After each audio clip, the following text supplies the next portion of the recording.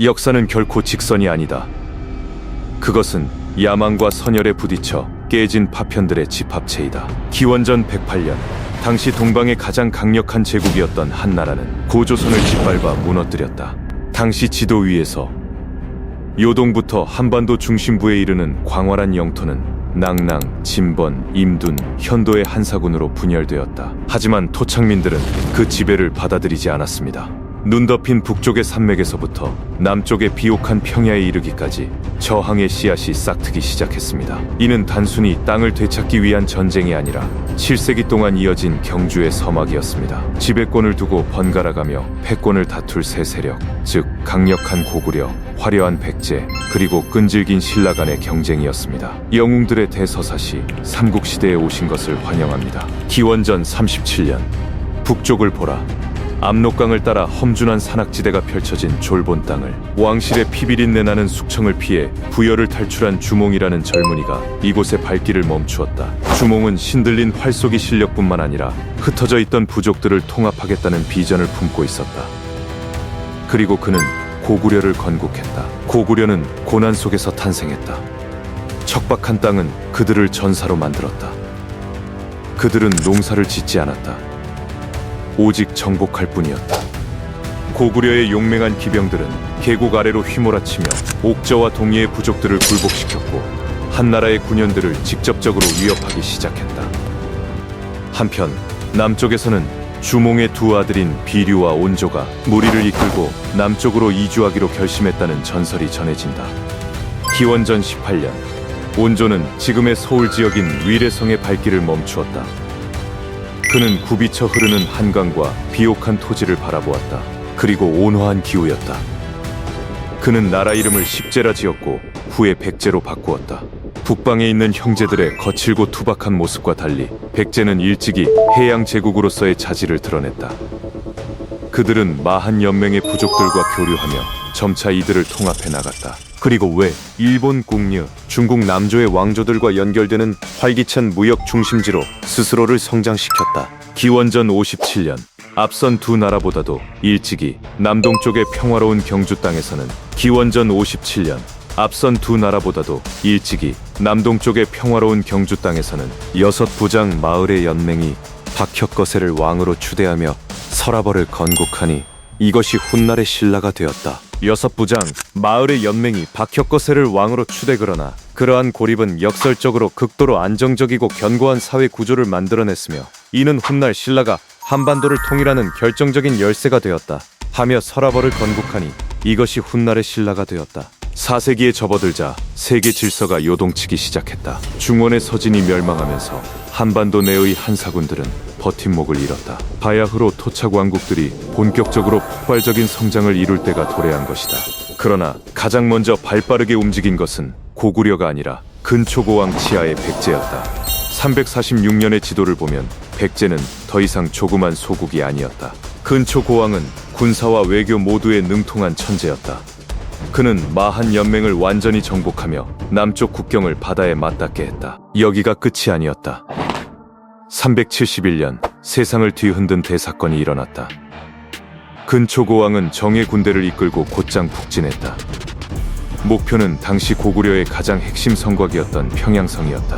치열한 격전 끝에 고구려의 고국원왕 사유은 백제군이 쏜 화살에 맞아 전사하고 말았다. 이 시기가 바로 백제의 전성기였다. 그들은 황해의 해상 무역로를 장악했으며 바다 건너 중국 남조의 동진 및 외 일본의 여러 소국들과 외교 관계를 수립했다.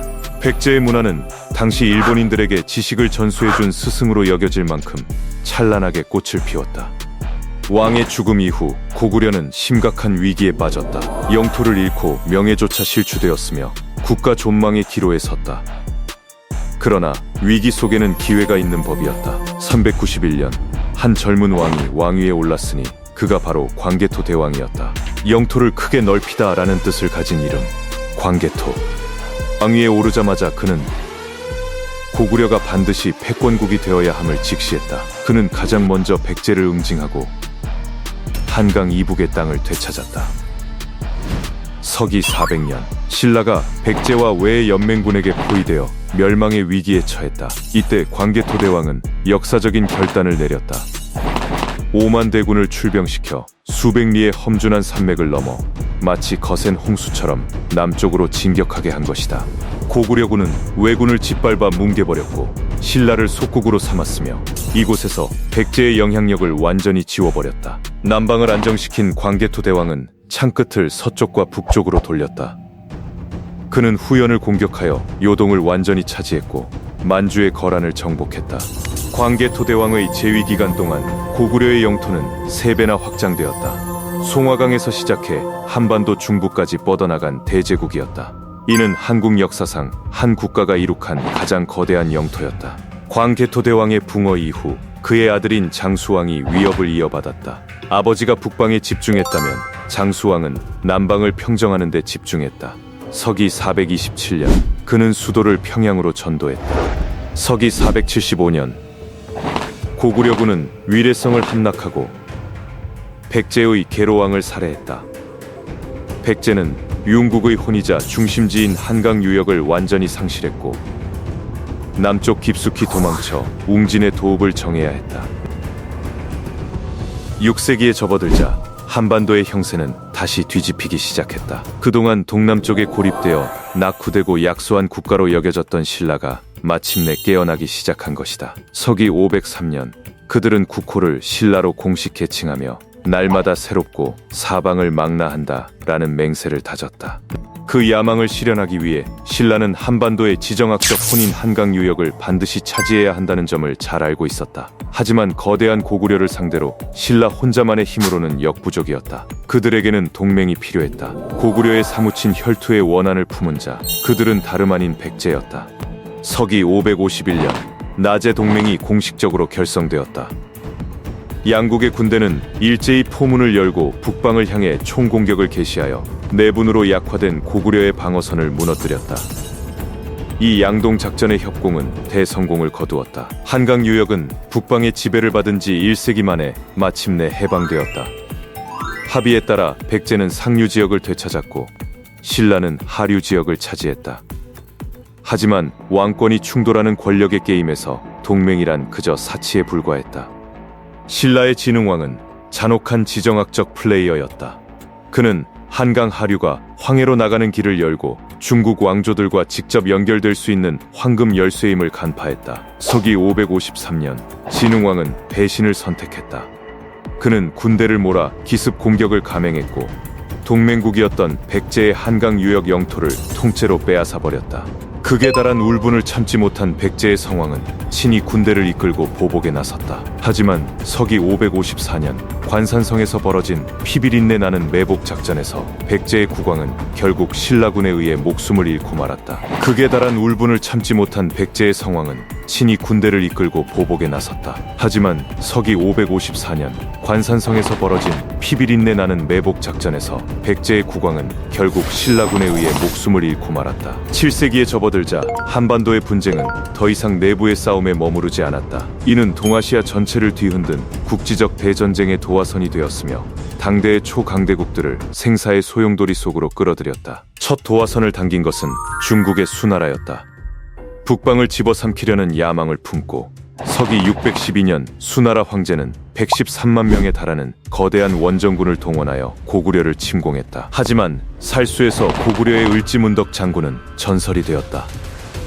그는 적을 깊숙이 유인하는 계책을 쓴 뒤 불시에 둑을 터뜨려 거센 물살로 수나라 대군을 수장시켰다. 이로 인해 수나라는 국력을 탕진하고 곧바로 멸망의 길을 걸었다. 당나라가 그 뒤를 이어 새로운 왕조로 가라앉혔으나 고구려라는 이름이 주는 공포는 여전했다.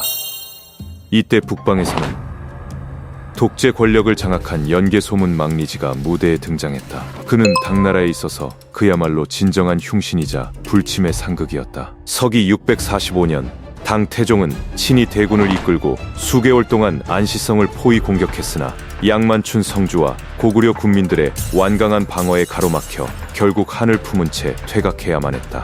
북쪽의 흉포한 고구려와 서쪽의 복수심에 불타는 백제 사이에 낀 신라는 국가 존망의 위기에 직면했다. 막다른 길에 몰린 신라는 역사의 물줄기를 바꿀 중대한 결정을 내렸으니 바로 나당 동맹이라는 전략적 동맹을 결성한 것이다.